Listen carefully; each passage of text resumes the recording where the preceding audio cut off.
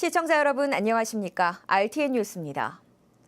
4일 부동산 대책에 포함된 리모델링 수직 증축, 분양가 상한제 탄력 운용, 다주택자 양도세 중과 폐지 등 관련 법안이 우려했던 대로 6월 임시국회에서도 처리되지 못했습니다.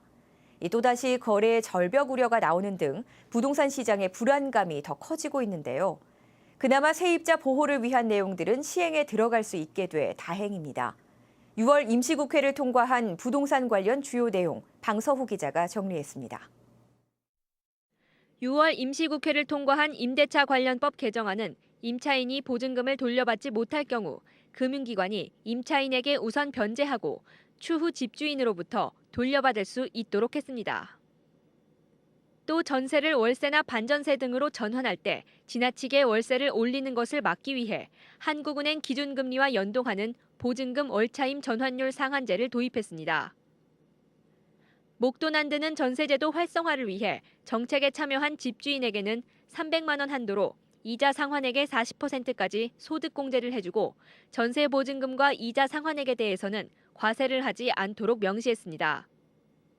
전세든 월세든 이런 민간끼리의 거래에 대해서는 아무런 정부 돈이 들어간다든가 그런 게 없잖아요. 근데 저희는 적어도 거기에 주택바우처든 뭐를 통해서 정부 예산이 어느 정도 투입이 되면은 이제 정부가 그걸 강제할 수 있는 명분이 생기는 거거든요. 저는 이제 그 정도 갱신권은 좀 필요하다고 보는 거죠. 한 번 정도는.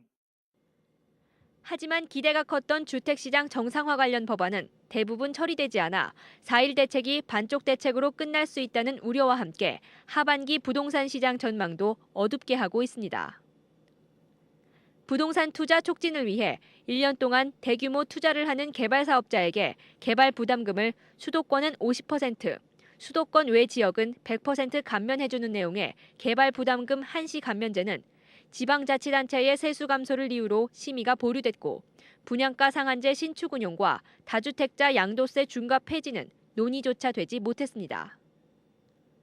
여야 국회의원들이 나서서 통과를 공언했던 수직증축 리모델링 허용 법안도 결국 구두선으로 끝나면서 다음 국회를 기약해야 합니다.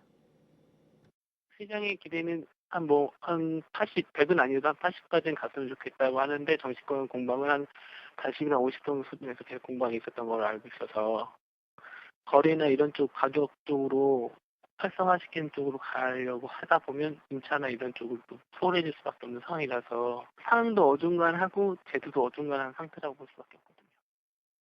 재개발, 재건축 등 정비사업 시 기존 주택의 전용 면적 내에서 2주택 공급을 허용하고 현금 청산 시기를 관리 처분인가 이후로 조정하는 내용의 도시 및 주거환경정비법 개정안은 지난 4월 임시국회에서 본회의에 상정됐다가 제외된 데 이어 이번 임시국회에서도 역시 처리를 못했습니다.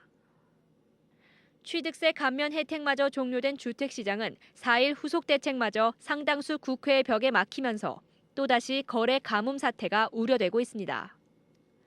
RTN 뉴스 방서호입니다.